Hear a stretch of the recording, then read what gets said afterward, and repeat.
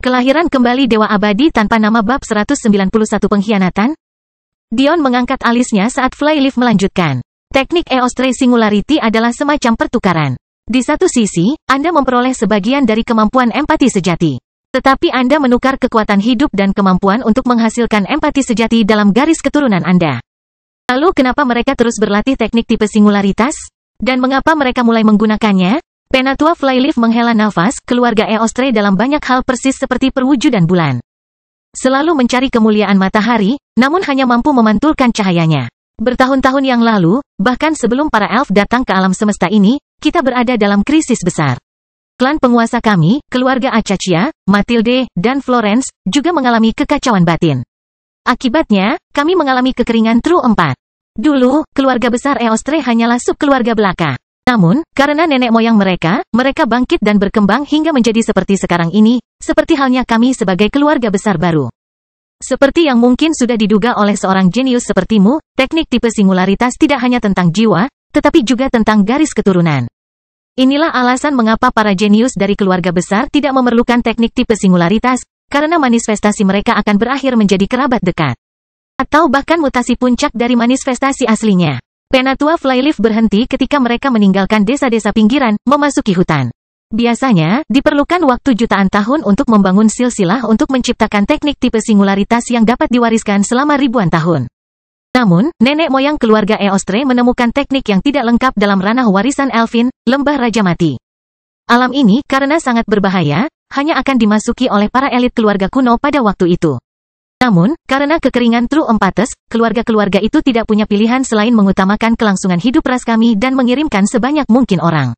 Alasannya sederhana. 4 sejati adalah panduan sempurna menuju dunia warisan kita, dan tanpa mereka, kita memerlukan peluang sebanyak mungkin, atau kita akan menurun dengan cepat dan menyerah pada musuh kita. Pada akhirnya, nenek moyang Eostre menemukan teknik yang memungkinkan garis keturunan untuk secara permanen mewujudkan sebagian dari kemampuan empati sejati, dan meskipun mengetahui kekurangannya, mempraktikkannya dan memungkinkan anggota keluarganya melakukan hal yang sama demi kebaikan yang lebih besar. Selama generasi muda memiliki panduan yang cukup baik, klan Elfin tidak akan hilang. Namun, meski mereka telah berupaya sebaik mungkin, empati palsu yang dibentuk oleh keluarga Eostre tidak cukup baik. Tapi, apakah ini benar-benar bisa disalahkan pada keluarga Eostre? Mereka telah memberikan segalanya, bahkan nyawa generasi berikutnya demi ras mereka. Dion mengerutkan kening. Dia bosan mendengar cerita sedih seperti itu. Meskipun demikian, kata-kata terkenal dari nenek moyang itu masih terukir di tanah suci Eostre di pulau ini, peri biasanya hidup 10x lipat dari umur manusia. Eostre hidup 5x kehidupan manusia. Jadi, apakah kamu sungguh menyedihkan? Setidaknya kamu bukan manusia. Dion tidak tahu harus tertawa atau menangis mendengarnya. Apakah ini benar-benar kata-kata terakhir yang ingin diingat seseorang? Apa dia benar-benar menganggap ini cerita sedih? Penatua Flyleaf tertawa terbahak-bahak melihat reaksi Dion. Jangan merasa terlalu buruk, dia benar. Keluarga Eostre membayar denda, dan kami akan selalu menghormati mereka atas hal itu. Namun dalam skema besar, ini benar-benar seperti kerikil di lautan tak berujung. Seorang elf akan hidup 1000 tahun tanpa berkultivasi apapun, sedangkan Eostre akan hidup 500 tahun. Namun, jika mereka berdua berkultivasi, kehidupan yang diberikan melalui kultivasi tidak berkurang setengahnya. Jadi, berapakah 500 tahun bagi seorang ahli panggung surgawi? Tidak ada apa-apa kan? Dion mengangguk. Dia akhirnya mengerti. Berapa 500 tahun bagi seseorang yang mungkin hidup 50.000 tahun? Jika teknik mereka tidak memengaruhi tahun-tahun yang diperoleh melalui kultivasi, bisa dibilang itu adalah pengorbanan yang baik. Bagaimanapun, keluarga Eostre tidak dapat keluar dari siklus ini karena garis keturunan dari teknik tipe singularitas akan selalu diturunkan. Jadi, meskipun kekeringan True 4 secara teknis telah berakhir, mereka terus mempraktikkannya. Dion memikirkan sesuatu. Jika secara teknis semuanya berhasil, mengapa kalian semua ada di sini, bukan di alam semesta asli kalian? Penatua Flyleaf menghela nafas. Hanya setelah kita datang ke alam semesta ini kekeringan True 4 berakhir, dan seperti saya katakan, empati Eostre tidaklah sempurna. Jadi, kami semakin lemah, dan bahkan klan kuno kami pun mengalami kemunduran. Dalam perjalanan terakhir ke Lembah Raja Mati yang kami lakukan sebelum pindah, kami dapat menemukan teknik ramalan, teknik yang meramalkan kehancuran kami jika kami tetap tinggal. Karena itu, kami mengemas dan memindahkan segala sesuatu yang relevan. Sayangnya, disinilah ceritanya menyimpang tergantung siapa yang menceritakannya. Dion memikirkan hal ini sebentar. Artinya inilah sebabnya banyak keluarga besar saat ini tidak menyukai kenyataan bahwa True 4 yang terbaru adalah anggota keluarga Acachia di masa lalu. Dan sekarang kalau dipikir-pikir, kebencian itu mungkin ada hubungannya dengan fakta bahwa aku sudah bertemu banyak anggota keluarga Acachia, ya. Hanya 2 yang akan berumur 3 tahun, namun aku belum pernah bertemu anggota keluarga Matilde atau Florence. Terkadang Anda terlalu tajam demi kebaikan Anda sendiri, Penatua Flyleaf menggelengkan kepalanya, ya. Fakta bahwa keluarga Acachia selamat, dan keluarga kuno lainnya tidak, merupakan poin perdebatan utama. Sampai pada titik di mana ketika kita sampai di alam semesta ini, keluarga-keluarga besar yang baru menekan klan Acachia kuno hingga ke titik seperti sekarang. Hanya setelah Raja Acachia baru-baru ini mereka berhasil membuat komebak kecil-kecilan. Semuanya bermuara pada fakta bahwa beberapa orang berpikir keluarga Acachia mengkhianati keluarga kuno lainnya. Sementara beberapa orang menganggap tindakan mereka perlu. Semuanya kembali ke teknik meramal ini, sebuah teknik yang mengorbankan nyawa mereka. Kelahiran kembali Dewa Abadi tanpa nama bab 192. Tiba-tiba Dion membeku. Sebuah teknik yang mengorbankan nyawa seseorang? Dia pernah mendengar hal seperti ini sebelumnya. Saat kunjungan pertamanya di Heaven's Wine adalah pertama kalinya dia mendengar tentang klan pembantu Ragnar yang disebut klan Saeklem. Saat itu, Saeklem menggoda Ipsum karena hidungnya seperti penyihir karena teknik klan Ipsum. Tapi Ipsum membalas dengan mengingatkan Saeklem bahwa setidaknya teknik pamungkas klannya tidak mengorbankan nyawa mereka. Ini adalah sesuatu yang Dion dengar dengan jelas. Pertama, dia telah meningkatkan tubuhnya dengan 2 esensi darah. Dan, bagaimana mungkin dia tidak memperhatikan meja yang dikunjungi Iachus? Orang yang baru saja berkonfrontasi dengannya, yang Dion tahu hanyalah bahwa tidak mungkin ada kebetulan seperti itu di dunia. Dion mengepalkan tinjunya, itu adalah klan Ragnar lagi. Apa yang mereka lakukan? Dan bagaimana hal ini bisa berhubungan dengan para elf? Tapi, ada satu hal yang Dion jelaskan. Klan Ragnar menggunakan klan Saeklem. Sama seperti budak mereka yang memiliki bekas luka, klan Saeklem Auxiliary hanyalah pion lainnya. Pasti ada alasan mengapa karakter aneh seperti Baal dilahirkan ke dunia. Flyleaf terlalu tenggelam dalam pikirannya untuk memperhatikan reaksi Dion kali ini. Menurut teknik itu, kehancuran kita akan datang. Tapi, itu juga meramalkan fakta bahwa jika anggota klan Elfin kuno tidak berhasil mencapai alam semesta ini, mereka tidak akan pernah lagi menghasilkan empati sejati. Tapi, masalahnya adalah klan mana yang akan datang. Alis Dion berkerut. Mengapa mereka harus memilih? Flyleaf menghela nafas, ramalan selalu tidak jelas. Sayangnya bahkan ramalan itu memakan korban jiwa. Masalahnya adalah ada yang menafsirkan ramalan itu sebagai makna bahwa setiap anggota keluarga kuno dapat pergi. Sementara ada pula yang menafsirkan bahwa hanya satu keluarga kuno yang dapat mengirimkan anggotanya. Keluarga Matilde percaya bahwa hanya satu keluarga yang boleh mengirimkan anggotanya. Tapi, keluarga Florence percaya bahwa ketiga keluarga tersebut harus pergi. Keputusan perpecahan diserahkan kepada keluarga Acachia. Namun, tidak ada yang tahu apa yang mereka bicarakan dalam pertemuannya. Kami hanya tahu bahwa setelah itu, hanya generasi muda keluarga Acachia yang ikut bersama kami. Entah kenapa semua orang tidak memperjuangkannya. Yang lebih parahnya adalah generasi muda keluarga Acachia yang menjadi buronan seperti kami, tidak tahu apa yang terjadi. Karena itu, mereka dijadikan kambing hitam. Bagi banyak keluarga besar baru, klan kunolah yang mengacaukan segalanya. Kekacauan merekalah yang menyebabkan kekeringan True 4 yang kemudian menyebabkan kerajaan mereka yang dulunya makmur dimusnahkan. Penatua Flyleaf menarik napas dalam-dalam. Jadi, pada akhirnya kami tidak punya pilihan selain membayar harga yang mahal kepada seseorang yang mungkin Anda kenal sebagai klan Ragnar untuk mengikuti migrasi mereka ke alam semesta ini. Pada saat itu, klan utama Ragnar di alam semesta dekat kita baru saja menaklukkan gerbang alam semesta ini dan sedang bernegosiasi dengan klan dewa kerajaan kita saat ini. Kami diizinkan menyelinap masuk sebagai anggota klan mereka dengan membayar sejumlah harga. Harga itu sudah termasuk teknik ramalan yang saya sebutkan. Saya tidak yakin mengapa, tetapi mereka tidak menginginkan apapun selain itu dan batu transenden dalam jumlah yang sangat banyak. Untungnya, kami para elf unggul dalam struktur tipe luar angkasa, seperti yang Anda lihat, jadi kami dapat mengemas semua barang terpenting untuk kami bawa. Dion mengangguk. Sepertinya dia benar tentang klan Ragnar, tapi pertanyaan mereka memang aneh. Tentu saja, batu transenden memang bagus. Tapi membahayakan negosiasi hanya untuk itu? Kapan hal itu bisa menyebabkan perselisihan dengan klan dewa kerajaan dan mengakibatkan koloni Anda musnah? Itu tidak bertambah. Dan yang lebih aneh lagi adalah kenyataan bahwa klan Elfin masih ada di sini, dan mereka jelas tidak bersembunyi. Jadi, pada titik tertentu, klan dewa kerajaan mengetahui keberadaan mereka namun tidak melakukan apapun. Apakah mereka tidak peduli? Apakah mereka begitu takut menyinggung keluarga utama Ragnar? Atau apakah para elf juga memberi mereka manfaat? Dion merasakan sakit kepala. Bahkan baginya, jaringan keluarga, sejarah, dan pengetahuan sudah menjadi hal yang berlebihan. Dia merasa seperti dia melakukan perjalanan ke kelas sejarah daripada dunia persilatan. Di manakah semua kemuliaan yang diinginkannya? Di mana semua pertempuran itu? Yang dia lakukan hanyalah mengekspos sekte besar sebagai penipu hanya agar mereka tidak dihukum. Lalu dia lari ke kerajaan Elfin dan yang dia lakukan hanyalah memukul mater muda sampah, hanya dia yang membalas dengan menyakiti anak-anak. Dan sekarang bagaimana? Apakah dia seharusnya menjadi penyelamat keluarga Acacia ini? Keluarga Akasia ini hanyalah sebuah sudut dari sebuah pulau kecil, itu hanyalah sebuah sudut dari benua. Itu hanyalah sebuah sudut dari planet ini, itu hanyalah sebuah sudut dari alam semesta ini.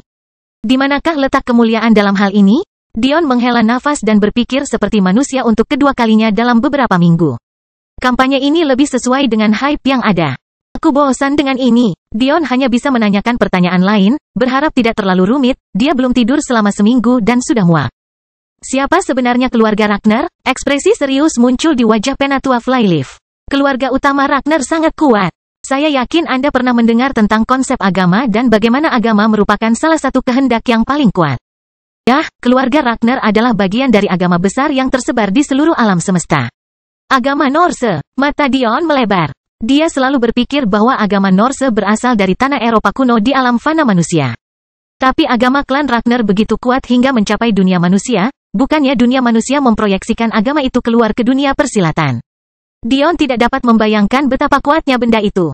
Kehendak keagamaan yang digunakan Bai Meiying berbeda. Agama Tiongkok kuno itu benar-benar berasal dari alam fana manusia. Hanya saja beberapa dunia persilatan tertarik dan mengembangkannya. Tapi, agama Norse jelas sangat berbeda. Tiba-tiba dia memikirkan hal lain.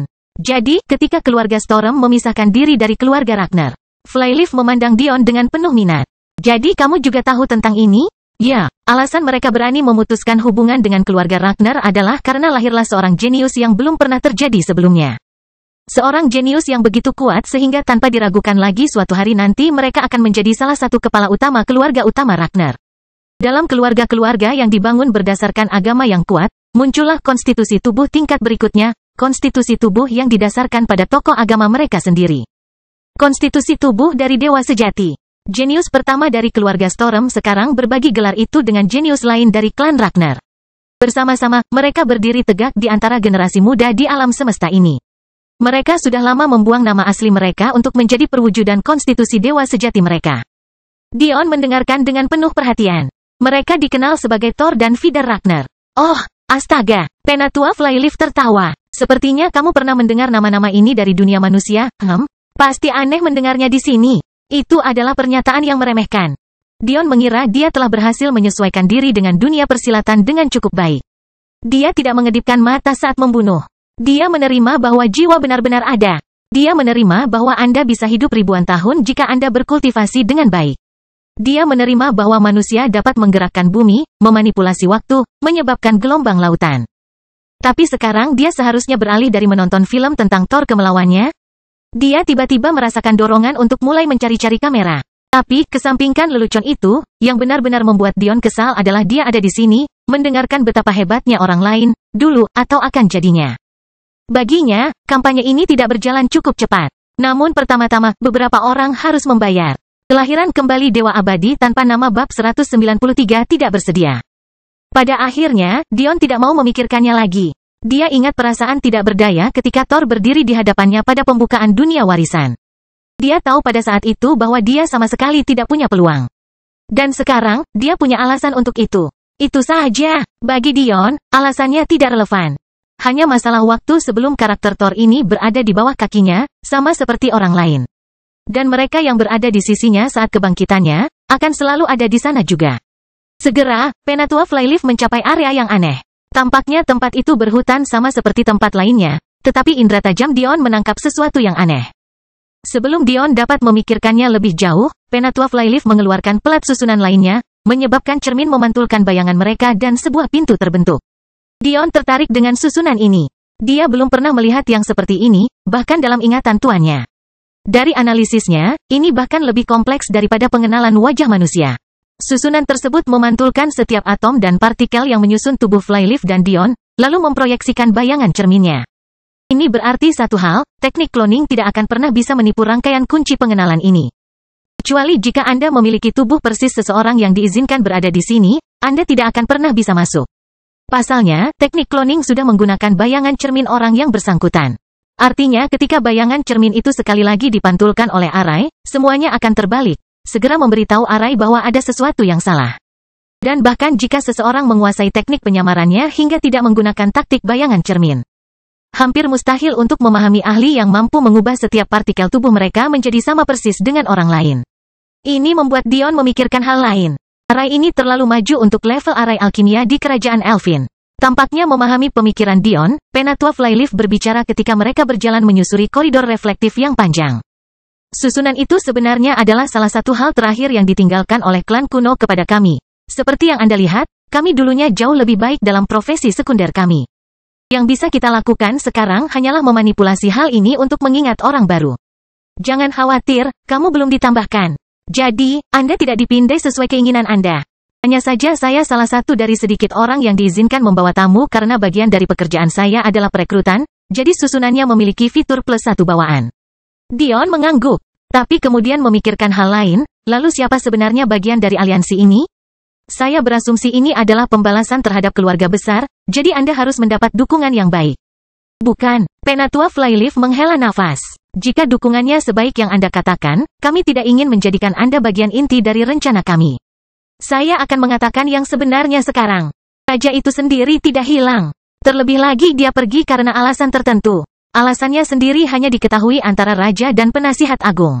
Penasihat itu adalah Penatua Agung Kroak, Kormit, dan Derit. Namun, mereka tidak mau memberitahu kami alasannya. Alis Dion terangkat. Mereka tidak bersedia memberitahu alasannya? Ini berarti bahwa para tetua itu masih menempatkan tradisi di atas segalanya terlepas dari apa yang mereka katakan. Atau mungkin, alasannya sangat memberatkan, hingga mengancam struktur tempat kerajaan Elfin dibangun. Namun, pilihan para tetua yang keras kepala ini menghambat kerajaan. Karena tidak bersedia membatalkan undang-undang tersebut, keluarga Norville dan Sigebri merasa harus menggunakan cara curang. Dan pada saat yang sama, itu berarti bahwa mereka yang melawan kedua keluarga dalam aliansi ini juga tidak memiliki dukungan sejati dari para tetua agung tersebut. Di satu sisi Grand Elder Derit masih tetap netral. Di sisi lain, Grand Elder Kormit sedang memainkan permainan taruhan lindung nilai. Di satu sisi dia mengasuh Zaltarish, atau dulu. Namun di sisi lain dia berjuang untuk kepala sekolah Grimbold untuk memimpin Akademi Matilde. Dan di sisi lain, Penatua Kroak berusaha mempertahankan status quo. Tetapi, yang jelas, keluarga Norville dan Sigebri tidak menginginkan hal itu. Dion tidak bisa menahan diri untuk tidak mengutuk dalam hati. Orang-orang kabut sialan menghabiskan begitu banyak waktu untuk berdebat dan berperang dalam hati dengan diri mereka sendiri sehingga mereka tidak menemukan solusi apapun. Sepertinya satu-satunya alasan mereka berdiri di pihak yang berlawanan dalam perdebatan ini adalah agar mereka tidak bisa berbuat apa-apa selain memperdebatkan semantik. Namun selama ini, mereka tidak mencapai apa-apa sementara mereka masih memiliki anak-anak yatim piatu yang berkeliaran di hutan sendirian. Grand Elder Kormit merasa tidak enak terhadap anak-anak yatim piatu, tentu saja. Tetapi apakah dia melakukan sesuatu untuk mengatasinya? Tentu saja tidak. Dia tidak menghadapi Zaltarish. Dia tidak mengunjungi anak yatim piatu.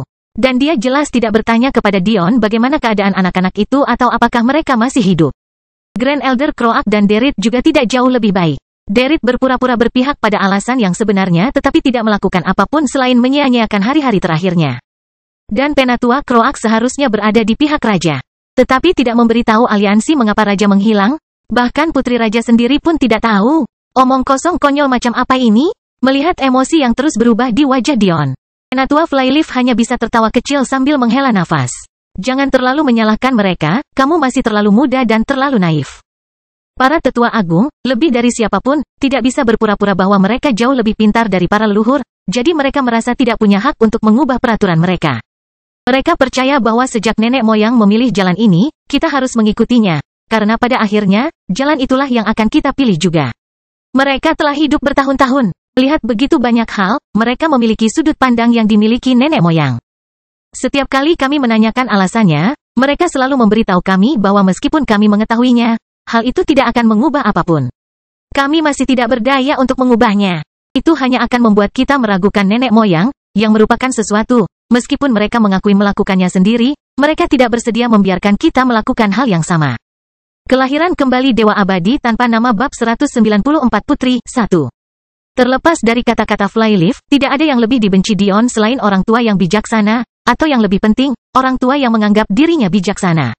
Tapi, pembicaraan Dion dengan Penatua Flyleaf telah mengungkapkan beberapa hal penting kepadanya. Hal-hal yang menurut Dion merupakan jawaban atas segalanya. Dia hanya perlu menyatukannya dengan benar. Penatua Flyleaf memperhatikan Dion merenungkan semua yang dia katakan. Anak yang serius. Bagaimanapun, sampai sekarang kami tidak berani menyentuh subkeluarga tersebut karena secara teknis mereka berada di bawah yurisdiksi Guild. Seperti yang diketahui oleh pemerintah yang baik, yang terbaik adalah memisahkan bisnis dan hukum. Meskipun saya adalah anggota subkeluarga, tindakan saya tidak mewakili keluarga saya dan saya kebanyakan bekerja dalam skala individu. Semuanya dikatakan, keluarga besar adalah yang paling penting untuk diayunkan. Saat ini, 3 keluarga Akademi Acaccia bersama kami. Bisnis dan hukum, itu hanya hal sekunder setelah memisahkan agama dan hukum. Namun para tetuamu sepertinya tidak melakukan hal itu. Penatua Flyleaf menghela nafas. Sepertinya mengubah pendapatnya tentang para tetua akan sulit. Tapi, Flyleaf mau tidak mau mengakui bahwa Dion ada benarnya. Di dunia fana manusia, di negara yang Dion kenal sebagai Amerika, salah satu doktrin terpenting adalah pemisahan gereja dan negara. Hal ini jauh lebih penting daripada pemisahan antara bisnis dan negara sehingga meskipun banyak teori konspirasi dan dokumenter yang menunjukkan pengaruh bisnis besar terhadap hukum, negara itu sendiri masih terus maju. Mengapa? Sebab pemisahan agama dan hukum tetap dipertahankan. Namun, para tetua membiarkan penghalaan mereka terhadap leluhur mempengaruhi keputusan mereka saat ini. Agar mereka menyaksikan kerajaan mereka runtuh di hadapan mereka, dan masih tidak mau mengubah aturan? Dion dapat memahami rasa frustrasi para keluarga yang bersaing memperebutkan tahta. Tiba-tiba ujung koridor panjang itu membuat Dion tersadar dari lamunannya. Yah, lebih tepat jika dikatakan bahwa itu adalah diskusi yang keras. Setelah mata Dion menyesuaikan diri dengan cahaya terang, dia menemukan 3 gelombang warna dalam struktur mirip dunia manusia. Perak dari keluarga Eostre, emas keluarga Ingram, dan warna hijau dari keluarga Conventin. Namun, di tengah semua ini, ada pemandangan yang paling menarik perhatian. Saat ini, Dion berdiri di atas platform tinggi yang terbuat dari logam. Itu membentang jauh ke kedua sisi sebelum berubah menjadi 2 tangga. Di bawah struktur ini, terdapat ruang singgasana yang sangat futuristik. Atau mungkin hanya penggunaan logam mirip perak yang tidak diketahui secara berlebihan yang membuatnya tampak seperti itu. Aurora Dion segera menyadari bahwa logam ini sama sekali tidak normal. Namun jika digunakan secara berlebihan, itu hanya berarti bahwa para elf kuno cukup kaya. Namun, jika diabaikan, struktur lainnya juga anehnya menarik. Sisi ruangan memiliki kursi yang naik setidaknya 20 tingkat, dan di tengahnya ada jalan panjang menuju tahta. Di atasnya duduk sesosok tubuh yang Dion tidak bisa mengalihkan pandangannya. Penatua Flyleaf terkekeh melihat reaksi Dion. Saya harap Anda tidak menempatkan putri kami di hati Anda saat ini. Ingat apa yang saya katakan. Tanpa menunggu Dion cemberut, semua orang sepertinya telah mendengar kata-kata Flyleaf, menyebabkan suasana segera menjadi tenang, ratusan mata terfokus pada Dion. Namun, dia hanya memperhatikan satu orang. Di singgasana di ujung jalan yang panjang, duduk seorang gadis dengan sosok yang lembut. Dion tidak dapat melihat wajahnya karena topeng perak yang disulam dengan elegan, tetapi kemiringan lembut dari hidungnya yang kecil namun lancip, kelembutan bibir merah mudanya. Kulitnya yang putih terlihat dan tidak dapat diungkapkan dengan kata-kata. Gaunnya berwarna biru muda, dengan lembut memeluk lekuk tubuhnya yang keterlaluan. Rambutnya berwarna biru tua yang bahkan menyaingi paman Acaccia, dan matanya seolah menembus segalanya hingga jatuh ke mata Dion. Tatapan yang dia berikan pada Dion membuatnya hampir melupakan amarah yang mendidih di dalam dirinya. Itu hampir membuatnya melupakan segalanya. Sampai seorang gadis cantik berambut hitam dengan mata emas dan kacamata berbingkai kristal menghapus semua perasaan yang baru saja dirasakan Dion. Segera, Dion mengerutkan kening. Aku tahu kalian para elf sangat menyukai teknik sugestimu. Suara Dion lemah, tetapi di ruangan yang sunyi, dengan kultivasi semua orang. Siapa yang tidak akan mendengarnya? Kapan Dion hampir kehilangan akal hanya dengan melihat keindahan? Dia mungkin terpikat sesaat, tapi itu tidak akan mengaburkan penilaiannya. Namun, dia baru saja merasa ingin melakukan apapun demi putri ini. Dan meski hanya sesaat, namun tetap saja membuatnya merasa tidak nyaman. Dengan pendekatan Dion beberapa hari terakhir, dia tidak akan memaafkan pelanggaran apapun dengan enteng. Terutama yang melibatkan perubahan pikirannya. Namun, meski begitu, suara manis sang putri sepertinya menembus segalanya. Saya kira Dion Sacharo. Saya minta maaf atas teknik sugestinya. Tapi itu adalah bagian dari topeng yang saya pakai untuk melindungi identitas saya, itu ditinggalkan oleh ayah saya sebelum dia pergi. Lagi pula, aku pun tidak ingin terjebak di sini setiap menitnya setiap hari. Dengan membuat siapapun yang fokus melihatnya terlalu lama jatuh cinta padaku, itu adalah bentuk perlindungan terbaik. Saya harap Anda tidak terlalu tersinggung. Alis beberapa orang yang hadir berkerut. Sang putri meminta maaf kepada seorang anak yang bahkan lebih muda darinya. Dan karena alasan yang secara teknis menempatkannya di pihak yang benar, apakah anak Dion ini benar-benar penting? Dion tidak berkata apa-apa untuk waktu yang lama, sebelum hanya mengangguk. Jika itu masalahnya, maka itu bukan masalah, Putri Acacia. Dion merasa perkataan sang putri ramah dan pengertian. Tidak ada alasan baginya untuk membicarakan hal ini terlalu lama. Dia hanya bisa menyalahkan Penatua Flyleaf karena berharap dia akan jatuh ke dalam perangkap ini. Tidak ingin tinggal di sini lebih lama lagi, dan ingin menyelesaikan ini, Dion memutar kehendak angin di sekelilingnya, melompat untuk meletakkan kaki di pagar sebelum jatuh dengan lembut. Semua orang memandang Dion dengan aneh. Mereka dapat dengan jelas merasakan bahwa tingkat kemauan angin yang dia gunakan berada pada tingkat pertama. Namun mereka tahu bahwa kemauan angin tingkat pertama seharusnya tidak mampu menopang seluruh tubuh, apalagi jatuh dari ketinggian itu tanpa mengalami kerusakan. Sepertinya mereka harus menatap anak ini lagi.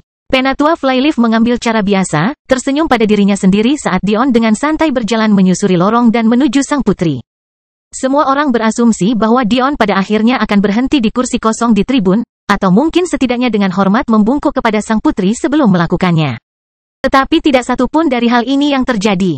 Sebaliknya, ketika Dion berada sekitar 5 meter dari singgasana, dia berhenti, susunan emas berkedip di bawahnya. Dia duduk bersila, menjadi pusat perhatian semua orang. Salah satu sikunya bertumpu pada lutut dan menopang dagunya saat dia menatap sang putri dengan mata biru tua. Jadi, Tuan Putri, kamu memanggilku kemari untuk apa hari ini? Kelahiran kembali Dewa Abadi tanpa nama bab 195 Putri 2. Di tengah kerumunan, Jadi duduk bersama beberapa keluarganya sambil terkikik melihat tingkah Dion. Jelas dia sedang menguji karakter sang putri. Tetapi pada saat yang sama, dia merasa bahwa meskipun Dion tahu siapa sang putri secara dekat, dan sadar bahwa dia adalah orang baik, dia akan tetap melakukan hal-hal seperti ini. Senyuman tipis terlihat di bibir lembut sang putri, namun jawaban tidak datang darinya. Sebaliknya, Aeson Acacia yang berambut hitam dan bermata biru berbicara dari tribun. Di mana Ri? Katanya lemah. Kata-katanya sepertinya tidak dimaksudkan untuk menjadi kuat, tapi Dion merasa susunannya hampir hancur. Untuk membuat susunan pertahanan praktisi puncak hampir runtuh hanya dengan kata-kata. Aeson ini tidak sederhana. Dion tampaknya tidak terlalu peduli dengan pertanyaan ini, malah lebih fokus pada sang putri. Jadi selama ini sepupumu menghilang. Berasa dia sedang menangani tugas yang kamu minta padanya, Sang putri mengangguk, melirik Aeson dengan tatapan meminta maaf. Sepertinya Dion tidak akan mudah ditangani seperti yang mereka harapkan. Memang, sepupu saya cukup berbakat dan ditugaskan untuk melatih banyak anak yatim piatu yang telah kami jemput selama bertahun-tahun. Pada satu titik, itu juga tugasnya untuk melatih Aeson, jadi dia sangat memperhatikannya. Jadi, saya harap Anda memaafkannya atas keterus-terangannya. Dion mengangguk. Dengan kepribadiannya, saya yakin dia akan menjadi sersan yang hebat. Sang putri tersenyum, tapi sebelum dia dapat berbicara, Aeson berbicara lagi, dan dengan kepribadianmu, tidak heran kamu membuat musuh kemanapun kamu pergi. Apakah ada orang yang aman mengikutimu? Dion tidak berkata apa-apa untuk waktu yang lama. Tapi perasaan niat membunuh muncul dari dirinya secara bergelombang. Kehendak iblisnya mengembun menjadi cahaya merah darah dan api hitamnya mulai menari melintasi susunan emasnya yang dulu terang. Jelas sekali suasana hatinya mempengaruhi kemurnian susunannya. Semua orang memahami kemarahan Dion dalam hal ini. Tidak ada satu orang pun di sini yang tidak mengetahui apa yang terjadi dengan panti asuhan yang dibangun Dion. Namun, Aeson, dalam kemarahan karena diabaikan, menyodok titik sakit utama Dion. Sang putri hanya bisa melontarkan tatapan tidak puas pada Aeson, tapi tidak ada yang bisa dia lakukan. Dia sudah 2 kali meminta maaf demi Dion. Berapa banyak langkah lagi yang bisa dia ambil? Tiba-tiba Dion berbicara. Sekarang aku mulai memahami mengapa para elf telah jatuh ke titik di mana mereka berpikir bahwa membuat rencana di sekitar seorang anak manusia yang telah berada di pulau mereka kurang dari sebulan adalah jalan terbaik untuk masa depan mereka. Suara Dion dalam. Begitu dalam hingga mendengarkannya saja sudah seperti terjerumus ke dalam jurang kemarahan, kesedihan, dan rasa hina yang tiada habisnya. Tapi, bukan berarti mereka yang mendengar perkataannya akan menerima ucapannya dengan baik. Kata-katanya menimbulkan gelombang kemarahan. Tapi, dia belum selesai. Sudah jelas dari posisimu yang begitu dekat dengan sang putri sehingga kamu dianggap sebagai salah satu yang terbaik yang ditawarkan aliansi ini saat ini. Namun kamu benar-benar sebodoh ini? Kata-kata Dion terpotong pada Aeson. Dan tidak seperti kata-kata Aeson, bagian tempat duduk Aeson yang ditempati Dion runtuh, memaksanya berdiri dengan marah. Tapi tetap saja, Dion belum selesai. Kamu memanggilku ke sini. Namun hal pertama yang kamu lakukan adalah bertanya tentang Ri seolah-olah aku telah menculiknya. Baiklah, mari kita lihat dunia bodohmu sebentar. Aku datang ke sini atas kemauanku sendiri, namun kamu masih belum melihat Ri. Apa artinya itu bagi Anda? Alis Aeson berkerut, dan tinjunya mengepal. Karena aku sudah menyebutmu idiot, aku tidak berencana menunggu jawabanmu. Api hitam berkobar di mata Dion saat dia menoleh ke arah Aeson. Artinya aku jelas-jelas tidak melakukan apapun padanya, dan karena itu datang ke sini tanpa khawatir. Atau, dia berada dalam bahaya yang aku atur, sehingga aku masih bisa datang ke sini tanpa khawatir.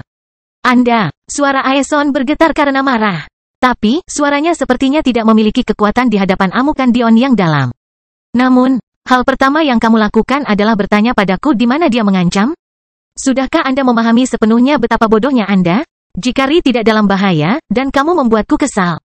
Kamu baru saja menutup pintu untuk kemungkinan sekutu. Seorang sekutu yang bahkan putri Anda sendiri anggap perlu untuk diundang. Jika Ri dalam bahaya, dan kamu membuatku kesal, kamu baru saja menutup pintu bagi Ri. Entah itu rasa sakitnya yang tak ada habisnya atau kematiannya. Sekarang katakan padaku, apalagi yang ingin kamu katakan? Lingkungan sekitar sunyi. Setiap kata Dion membuatnya seolah-olah semua orang berada di bawahnya. Seolah kata-katanya adalah hukum. Seolah-olah dia mengira Anda salah, Anda pasti salah. Tidak ada yang perlu dikatakan. Lalu bagaimana kalau kamu berhenti membuatku kesal dan pergi saja? Aeson memelototi Dion, tapi perkataan sang putri membuatnya kehilangan keinginan untuk bertarung. Ayo Aeson, Anda sudah melakukan cukup banyak. Jika Ri dalam bahaya, aku pasti tahu. Anda tahu betul hubungan di antara kami. Jangan biarkan perasaanmu membahayakan pertemuan ini lebih jauh. Kata-kata sang putri tegas dan pantang menyerah, menunjukkan sikap seorang ratu sejati. Posisi Aeson terus meningkat karena bakatnya, tapi dia masih jauh dari sebanding dengan sang putri. Dia tidak punya pilihan selain membungkuk dan pergi, mengirimkan pandangan penuh kebencian terakhir ke arah Dion. Tapi, yang terlihat hanyalah niat membunuh yang kuat. Salah satu yang membuat tulang punggungnya menggigil. Setelah Aeson pergi, Dion menutup matanya. Sang putri menunggu dengan sabar sambil mengatur emosinya. Begitu sang putri melihat mata Dion terbuka, dia meliriknya dengan tatapan meminta maaf untuk terakhir kalinya sebelum berbicara. Saya yakin Anda memahami alasan saya meminta Anda ke sini. Sebelum kejadian hari ini, Anda hanyalah talenta lain yang ingin kami kumpulkan dengan cara normal. Kamu berasal dari alam fana manusia, jadi tanpa menyembunyikan apapun. Kami mengira kamu datang tanpa dukungan, dan kami dapat menyediakan tempat perlindungan yang baik untukmu seiring berjalannya waktu. Namun, kami percaya bahwa dengan insiden malang yang melibatkan anak yatim piatu, Anda telah berinvestasi sama seperti kami dalam menghentikan keluarga Norville dan Sigebri. Oleh karena itu, kami merasa pantas untuk membawa Anda masuk lebih cepat daripada terlambat. Dion mengangguk. Pada awalnya, dia khawatir informasi tentang apa yang terjadi antara dia dan Guild telah bocor, tapi, sepertinya bukan itu masalahnya. Jadi, aku hanya mengajakmu ke sini karena satu alasan. Kami ingin Anda bergabung dengan kami. Bakat Anda setara bahkan dengan yang terbaik yang ditawarkan oleh keluarga besar, dan kami dapat menyediakan materi dan dukungan apapun yang Anda butuhkan. Warisan kemanusiaan Anda tidak relevan bagi kami. Seperti yang kalian ketahui, jenius terbaik kita, Ri, juga setengah manusia. Mengapa kita melakukan diskriminasi untuk sesuatu yang tidak berarti? Dion harus mengatakan, tawaran sang putri sangat menggiurkan. Terlepas dari kenyataan bahwa dia tidak membutuhkan sumber daya karena anggur surga, baginya, itu hanyalah solusi sementara. Dia tidak tahu berapa lama dia bisa terus menggunakan metode itu sebelum keuntungan seseorang hilang. Dan, bahkan jika dia bisa menggunakannya selamanya karena kemurahan hati pemiliknya, kredit tanpa batas tidak akan memberinya perlindungan. Jadi, Dion mengajukan pertanyaan, apa rencanamu? Kelahiran kembali Dewa Abadi tanpa nama bab 196 Putri 3. Sang putri tersenyum, sepertinya menerangi seluruh ruangan. Rencana kami adalah untuk jangka panjang. Zaltarish sedang dipersiapkan untuk jabatan raja berikutnya, dan kami telah mencatat tidak berjalannya aliansi pernikahan antara dua keluarga yang menggunakan dia dan Mithrandir Norville. Saya yakin Anda telah melihat kata-kata di langit di atas kastil.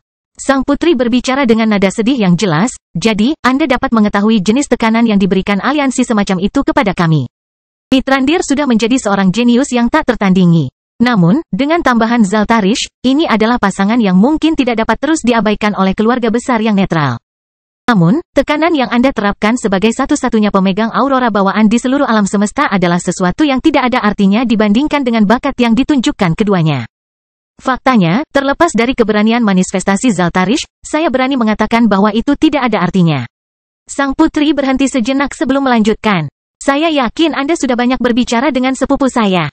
Saya mencintainya seperti saya mencintai saudara perempuan saya sendiri. Kami sedekat mungkin dan aku mengenalnya seperti punggung tanganku. Tidak ada orang yang lebih bersemangat darinya ketika dia mengetahui aurora bawaan Anda. Dampak yang bisa Anda timbulkan pada kampanye saja sudah sangat mengejutkan. Bagi sebagian orang, Anda mungkin satu-satunya harapan kami para elf untuk kembali ke alam semesta asli kami. Banyak elf yang menghela nafas dengan emosi. Tidak semua alam semesta diciptakan sama. Jika Anda jatuh dari ketinggian, hampir mustahil untuk memperbaikinya. Contoh utama adalah orang bijak iblis. Saat dia keluar dari perpustakaan abadi, bakatnya tidak berkurang sama sekali. Jadi, mengapa dia tidak bisa mendapatkan kembali barang-barang yang telah hilang dari waktu ke waktu? Jawabannya sederhana. Begitu Anda jatuh ke alam semesta berperingkat rendah, gerbangnya juga ikut jatuh dalam batas budidaya. Artinya, Anda tidak bisa lagi mengandalkan diri sendiri untuk berkembang, Anda hanya bisa mengandalkan bawahan Anda. Tapi, apa maksudnya ini? Artinya Anda hanya punya satu kesempatan dan satu jalan menuju sukses. Jika Anda tersandung, hampir mustahil untuk mengejarnya. Jadi, para elf berada dalam siklus tanpa akhir. Mereka ingin kembali ke tanah air mereka tetapi hanya bisa mengandalkan generasi muda mereka untuk menaklukkan gerbangnya. Tapi, karena mereka berada di alam semesta berperingkat rendah, gerbangnya ditutup pada puncak pengumpulan esensi.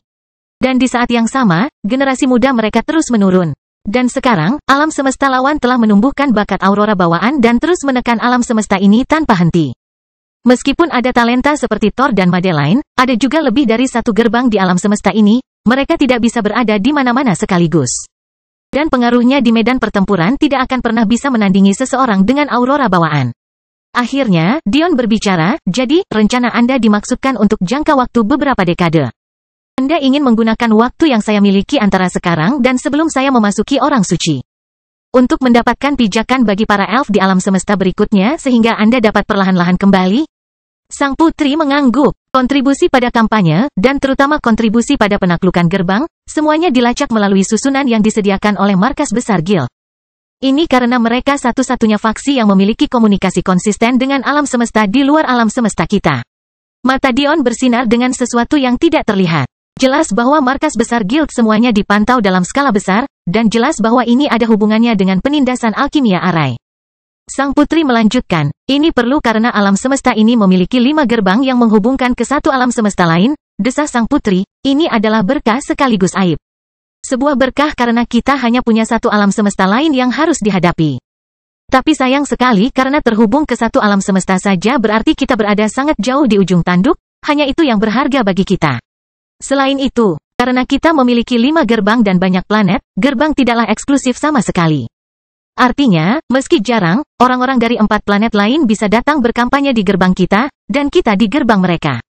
Gabungkan hal ini dengan berbagai klan, keluarga, dan sekte, dan akan menjadi sulit untuk menentukan siapa yang paling berkontribusi. Oleh karena itu, sistem pemeringkatan diterapkan untuk setiap gerbang menggunakan susunan kompleks yang diberikan kepada pemimpin kampanye. Dengan melakukan ini, jika sebuah gerbang ditaklukkan, alam semesta akan tahu persis klan mana yang berkontribusi paling besar, dan tahu persis klan mana yang akan memimpin negosiasi. Ekspresi kesadaran melintas di wajah Dion, jadi mereka ingin dia berkampanye di bawah panji Elfin sehingga dia bisa mencapai puncak papan pemimpin, menaklukkan gerbang. Dan membiarkan para elf memimpin negosiasi untuk mendapatkan pijakan mereka di alam semesta berikutnya sehingga mereka perlahan bisa kembali. Jadi begitu, sang putri mengangguk. Jadi, bagaimana menurutmu? Dion berpikir sejenak sebelum mengangguk. Aku akan bergabung denganmu. Saya tidak punya alasan untuk tidak melakukannya. Lagi pula aku ingin pergi ke alam semesta lain. Jika kamu memberiku perlindungan tambahan saat aku melakukannya, aku tidak punya masalah membiarkan para elf memutuskan persyaratan negosiasi. Penonton tercengang. Kata-kata Dion tegas dan tidak diragukan lagi. Dia tidak mengatakan dia akan mencoba yang terbaik. Dia tidak menggunakan kata-kata lembut seperti mungkin, dia hanya berbicara secara absolut. Tidak menyisakan ruang untuk mundur. Mata sang putri berkilau, menyebabkan penatua Flyleaf yang berada di dekat belakang tersenyum penuh arti.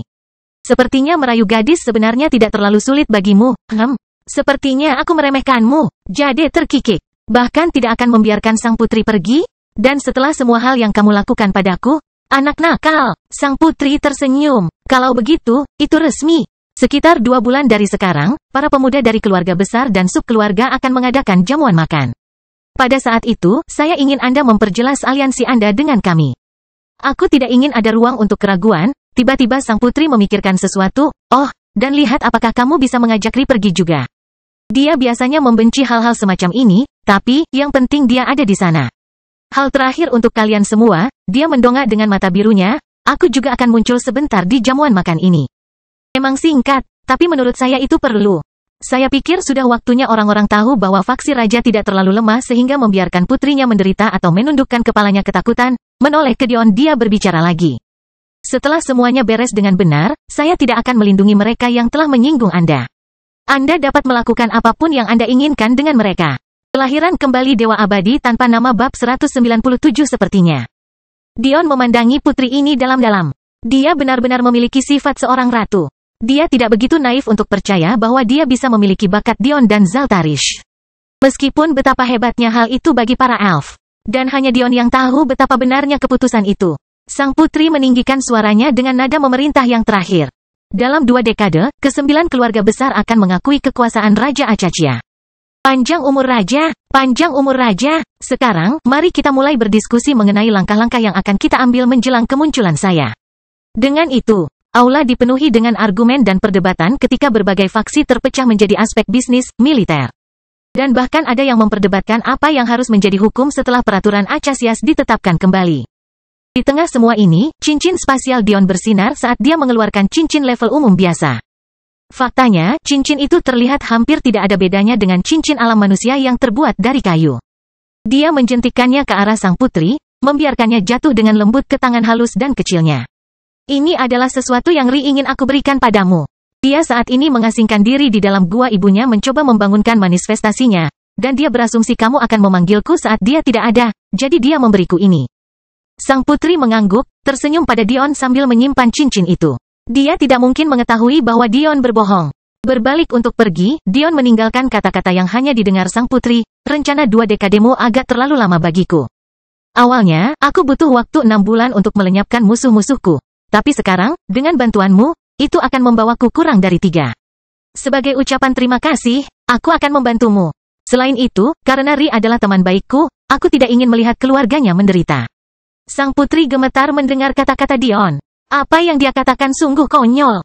Setengah tahun untuk memecahkan masalah yang telah dihabiskan para elf selama lebih dari 1 dekade? Tidak setengah tahun lagi, kurang dari 3 bulan. Namun, meskipun kedengarannya konyol, sang putri tidak dapat meragukan kata-kata Dion. Dia tiba-tiba melihat lagi cincin di tangannya, apakah ini benar-benar dari Ri? Sang putri memandangi punggung Dion yang bangga. Dia telah menggunakan keinginan anginnya untuk naik ke puncak pagar, berjalan melalui koridor dan keluar dari fasilitas tersembunyi.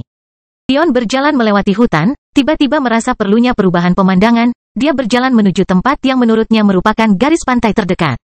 Dia merasakan seseorang mengikutinya, tetapi dia segera tahu siapa orang itu dan tidak peduli. Dengan menggunakan teknik membungkamnya, dia menutupi dirinya dan pengikutnya sehingga mereka tidak memperingatkan binatang buas di dekatnya. Dia hanya bisa memutar matanya ke dalam. Gadis ini terlalu ceroboh. Segera, dia bersandar pada pohon terakhir dan memandang ke tebing. Tadinya dia mengharapkan pantai, tapi ini juga tidak terlalu buruk. Warna oranye dan merah dari latarnya menyinari lautan yang dulunya biru. Sejauh mata memandang, riak lembut menghiasi permukaan air. Anginnya halus dan lembut, tidak terlalu dingin, dan tidak terlalu lembab. Tiba-tiba terdengar suara lembut dari belakang Dion. Tidak ada binatang buas seperti ini loh, kamu tidak perlu membungkamku. Dan meskipun kamu melakukannya, apakah kamu benar-benar perlu membungkam suaraku juga? Apakah kamu begitu membenciku? Dion memiringkan kepalanya ke belakang untuk melihat sosok cantik Jade. Tapi, yang mengejutkannya, dia sudah memeluknya dan menempelkan wajahnya ke punggungnya. Dion memisahkan tangan gadis itu, menekannya ke pohon dan di atas kepalanya. Jade cemberut sambil menatap Dion dengan mata biru ungunya. Hampir terlihat lucu bagaimana lengannya dijepit di atas kepalanya, tapi reaksi dadanya sama sekali tidak. Dion mau tidak mau terpesona oleh jurang yang dalam saat dia melihat ke bawah. Giok tersipu. Jika kamu ingin melihat lagi, kamu hanya perlu bertanya, tapi... Bukankah kamu lebih tertarik untuk membuatku bertekuk lutut saat pertama kali kita bertemu? Saya yakin itu tidak berubah kan? Mata Dion membelalak kaget saat Jade meluncur ke bawah pohon. Membiarkan Dion tetap memegang tangannya. Kata-kata selanjutnya yang dia ucapkan, bahkan membuat Dion tidak bisa berkata-kata.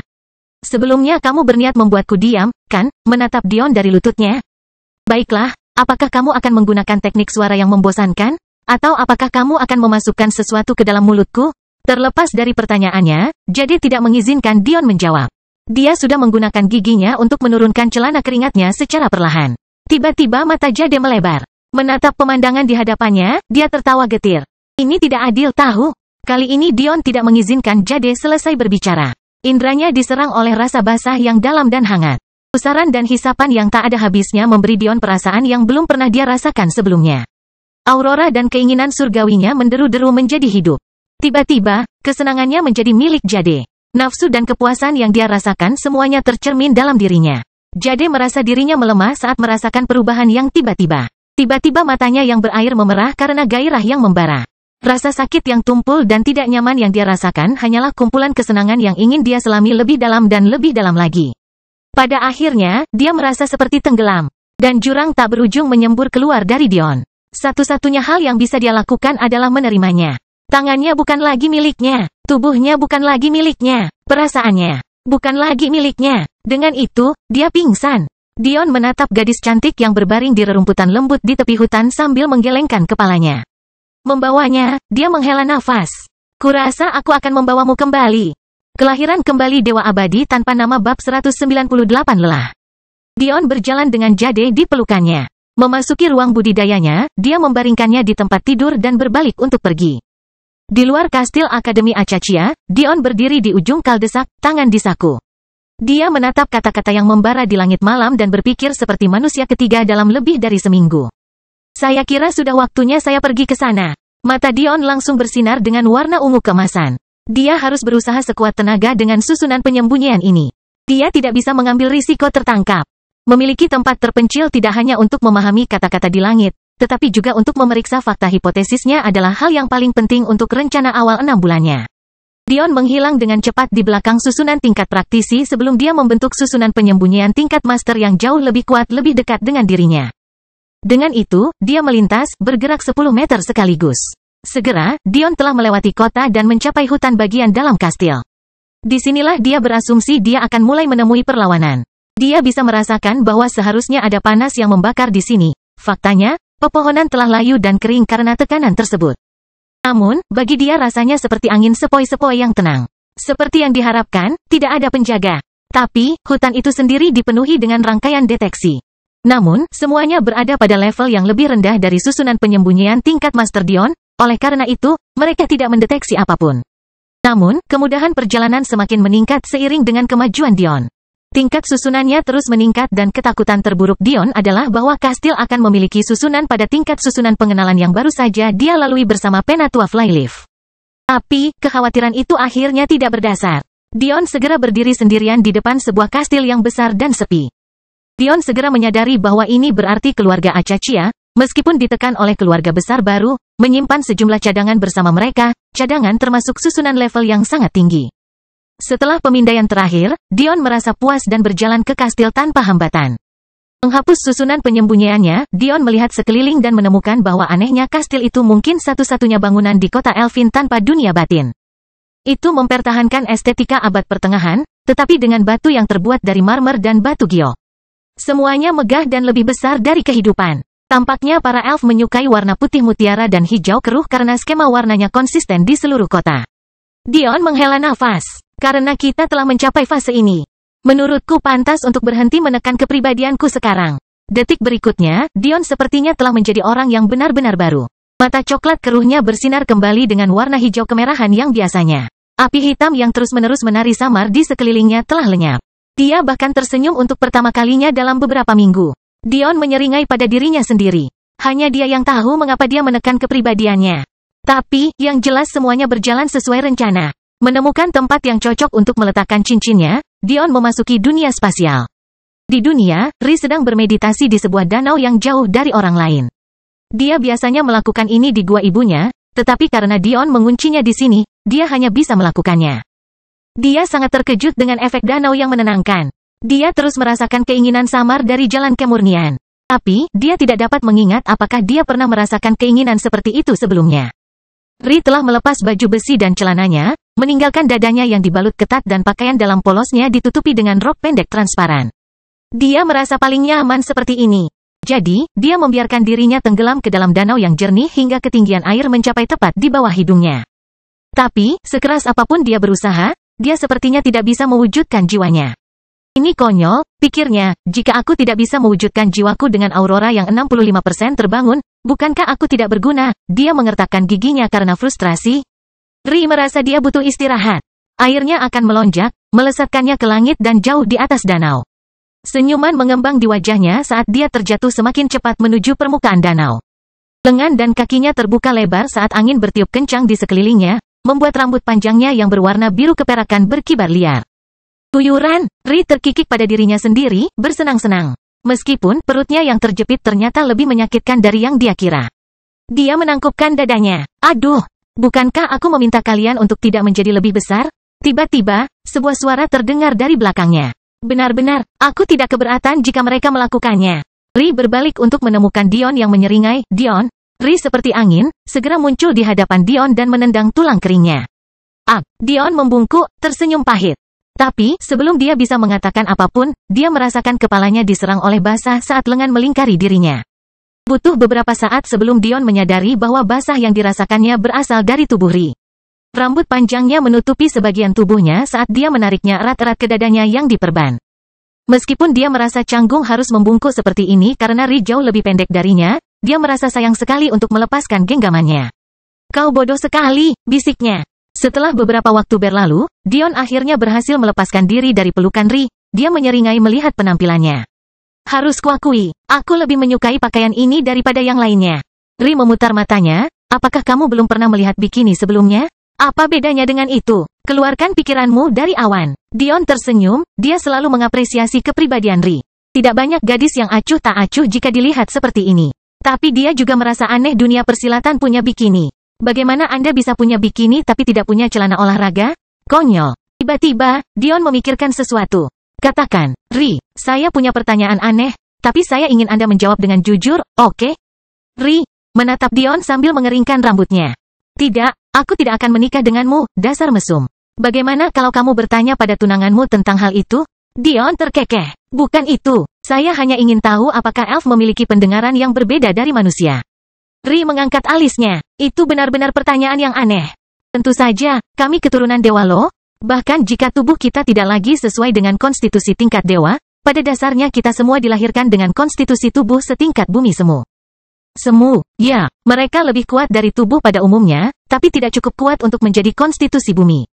Namun, badan dasar ini juga berarti bahwa jika salah satu dari kita dilahirkan dengan konstitusi, maka hal itu akan jauh lebih efektif. Jadi kamu bisa menyusun konstitusi? Menurutku menyenangkan memiliki nenek moyang yang begitu hebat. Namun yang saya maksud bukan mendengar, melainkan seberapa lembut suara yang dapat Anda tangkap. Maksudku, frekuensi yang bisa ditangkap elf. Oh, kalau begitu tidak, elf seharusnya mendengar dalam jangkauan yang sama dengan manusia. Ri memandang Dion dengan aneh sambil tersenyum liar. Apa yang membuatmu tersenyum? Dion menggelengkan kepalanya. Aku hanya menikmati pemandangan gadis cantik. Apa ada masalah?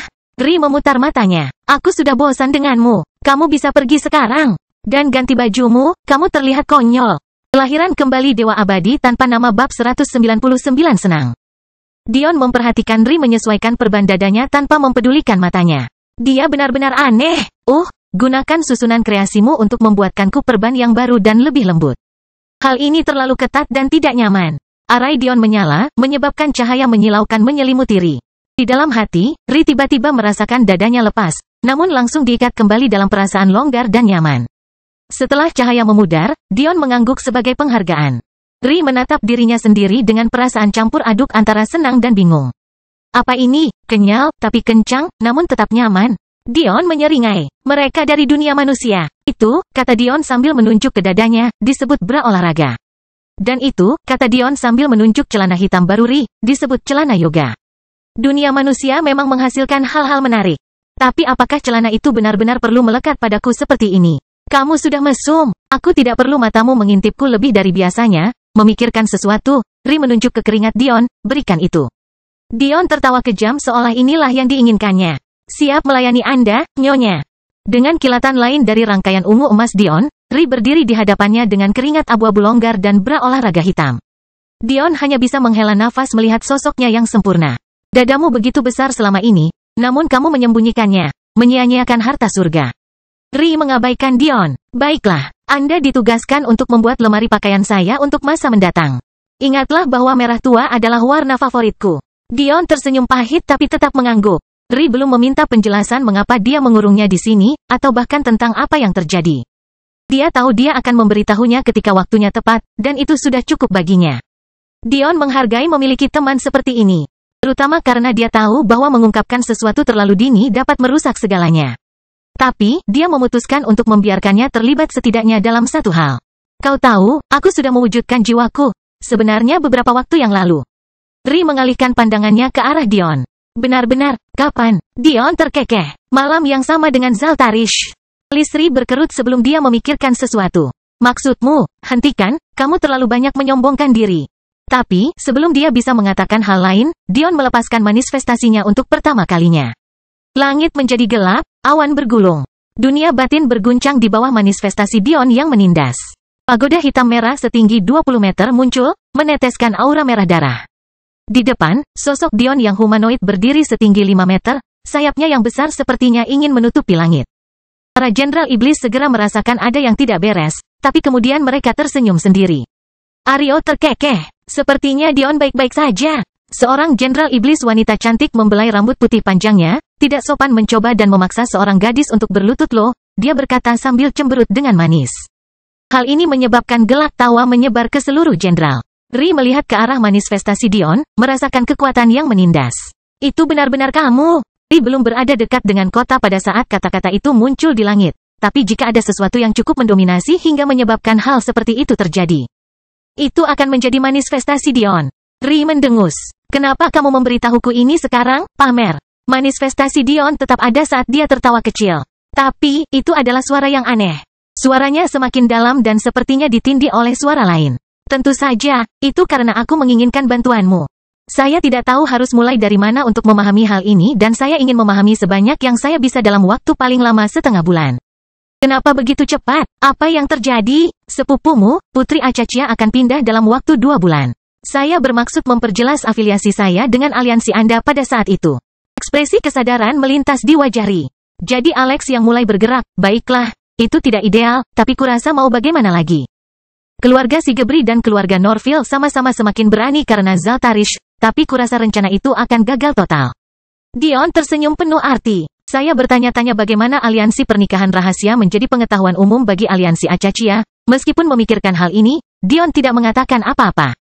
Lanjut Ri. Tapi aku sangat benci jamuan makan. Lakukan saja tanpa aku. Saya akan membantu Anda dengan perwujudannya. Saya sudah memiliki beberapa gagasan samar tentang cara kerjanya.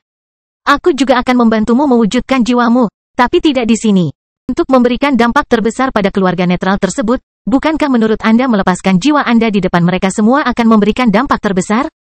Ri ragu-ragu, kamu benar-benar bisa melakukannya, dia bertanya penuh harap. Tapi, kemudian dia menghela nafas, mungkin bukan ide terbaik bagiku untuk melakukan ini. Dion tersenyum simpatik. Saya tahu apa yang Anda pikirkan, tetapi Anda tahu bahwa hal besar sedang terjadi atau sedang terjadi. Ini waktunya untuk mengeluarkan semua kartu kita di atas meja. Ri menghela nafas. Anda dan Alex memandang masalah ini dengan terlalu sederhana. Masalahnya bukanlah tentang menjadi kuat. Jika ya, peraturan paman saya tidak akan pernah ditentang dan ayah saya tidak akan ditindas bahkan sebagai kepala sekolah. Dion mengangguk. Aku tahu, ini tentang kebencian keluarga Acacia. Ri menatap Dion, terkejut dengan seberapa banyak yang dia ketahui. Tepat sekali, ada alasan mengapa seorang putri harus bersembunyi begitu dalam. Paman saya adalah ahli paling kuat yang dilahirkan kerajaan Elfin sejak datang ke alam semesta ini. Karena dia tidak ingin memerintah melalui kekuasaan, tetapi alasan, dia dimanfaatkan. Dan sekarang, dia pergi karena alasan yang tidak diketahui bahkan olehku dan Alex, yang kita tahu, dia mungkin sudah mati. Matahari berkaca-kaca, tapi dia merasakan tangan kuat di bahunya. Bahkan sebelum dia sempat bereaksi, Dion menariknya ke dalam pelukan erat. Banyak hal yang ada dalam pikiranmu, dia berkata dengan lemah. Tapi, saat ini, aku ingin kamu mempercayaiku. Jika waktunya tepat, saya akan menjelaskan semuanya kepada Anda. Ri merasa aneh, manifestasi Dion masih ada, jadi dia merasakan keinginan arogan dan sombong yang menimpanya.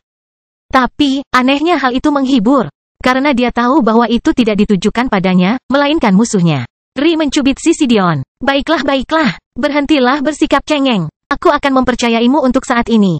Mari kita mempelajari manifestasimu. Kelahiran kembali Dewa Abadi tanpa nama bab 200 sesuatu yang lebih. Dengan itu, Ri mulai membantu Dion memahami perwujudan jiwanya.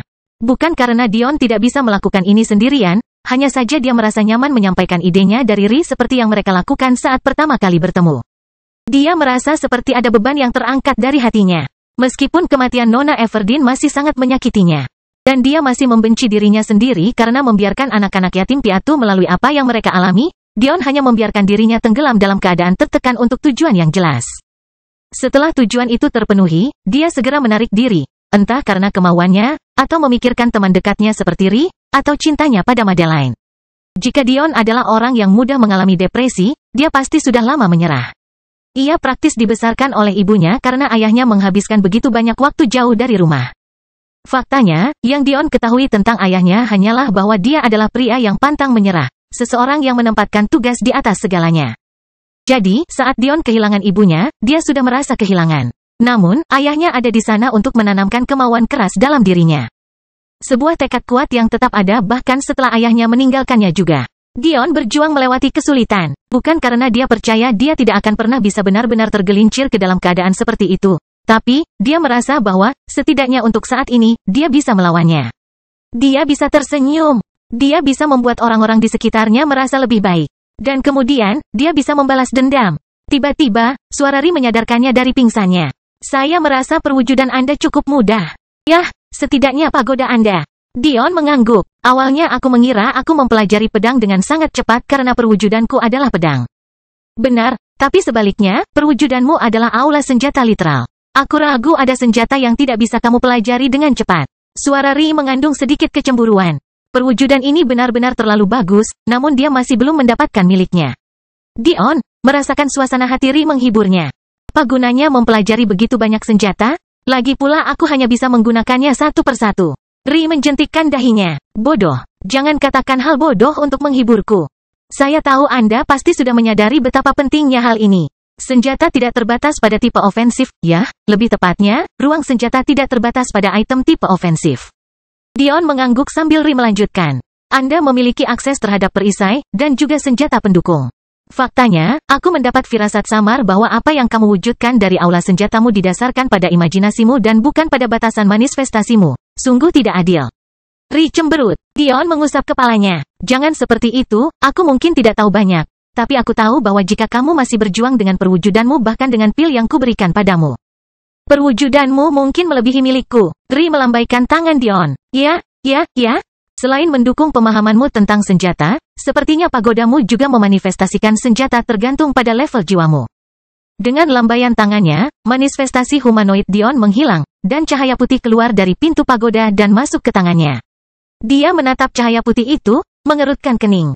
Apakah Anda tahu bagaimana membuat ini lebih bermanfaat? Sampai sekarang, pedang ini tampak tipis. Paling tidak sebanding dengan senjata level umum puncak meskipun jiwaku berada pada tahap esensi bawah. Faktanya, saya tidak terlalu jauh dari tahap middle essence. Ri memikirkan hal ini sejenak. Apakah itu satu-satunya pedang di pagoda yang bisa kamu keluarkan? Lihat berapa banyak yang bisa kamu keluarkan sekaligus. Dion memfokuskan pikirannya. Sungguh melelahkan jika manifestasinya muncul begitu lama, tapi ini adalah langkah yang perlu. Bahkan, Ri kaget karena Dion bisa bertahan begitu lama. Namun, terlepas dari bagaimana Dion fokus, dia hanya bisa mengeluarkan satu pedang. Tapi, ketika dia memikirkan senjata lain, gambaran samar-samar tentang semua yang dia pikirkan muncul. Perisai, cambuk, tombak. Ri mengangguk. Sudah kuduga, kamu hanya bisa mengeluarkan satu manifestasi dari sesuatu dalam satu waktu. Tapi, berkonsentrasilah untuk membelah pedang di tanganmu daripada memanggil pedang lainnya. Dion melakukan apa yang Ri katakan, dan secara ajaib itu berhasil. Pedang itu terbelah lagi dan lagi, Dion mulai berpikir itu tidak akan ada habisnya sampai dia merasakan sakit kepala yang hebat. Hentikan, bodoh, apa kamu mencoba bunuh diri? Dion segera berhenti, tapi dia menganggapnya aneh. Dia bisa mengeluarkan begitu banyak senjata berbeda sekaligus, tapi ada batasan untuk membelah satu senjata? Apa yang sedang terjadi, Ri? Sepertinya mengerti apa yang ditanyakan Dion, saya pikir ini ada hubungannya dengan budidaya pedang. Ada sesuatu yang mendukung perwujudan pedangmu, dan apapun itu, itulah yang terpecah lagi dan lagi. Namun, saat Anda mengeluarkan senjata yang berbeda, Anda memanfaatkan sumber kekuatan yang berbeda. Anda menyadari betapa pedang Anda adalah yang paling kuat di antara senjata Anda, bukan? Saya rasa jika Anda mencoba membagi senjata lainnya, Anda mungkin tidak akan mampu melakukannya satu kali pun. Dion mengangguk. Senjata lainnya benar-benar pucat jika dibandingkan dengan pedang. Tapi, dia juga mendapat firasat bahwa jika dia fokus pada satu senjata, dia bisa menguasainya dalam waktu singkat. Waktu yang bahkan lebih singkat dari waktu seminggu yang dia perlukan untuk mempelajari kemauan pedang hingga level 7. Tiba-tiba, giliran Ri yang mengajukan pertanyaan kepada Dion, jadi, menurut Anda apa gunanya pagoda senjata Anda jika Anda memiliki akses ke senjata yang lebih tinggi dari level umum? Dion berpikir sebentar, saya merasa samar-samar. Jika saya bisa menyerap senjata, representasi roh dari senjata di pagoda saya akan meningkat juga. Tapi, sepertinya juga ada batasnya. Misalnya, saya rasa saya tidak bisa menyerap senjata tingkat spiritual. Paling-paling, saya mungkin bisa melakukannya dengan praktisi puncak untuk senjata tingkat master rendah. Sesuai dengan kekuatan jiwa saya, tentu saja. Tapi, aku juga merasa bahwa menyerap senjata bukanlah hal yang seharusnya aku lakukan. Ada sesuatu yang lebih dari itu. Dion mulai mengobrak-abrik ingatan tuannya untuk melihat apakah dia dapat menemukan sesuatu yang serupa. Apa yang dia temukan membuatnya mengangkat alisnya karena tertarik.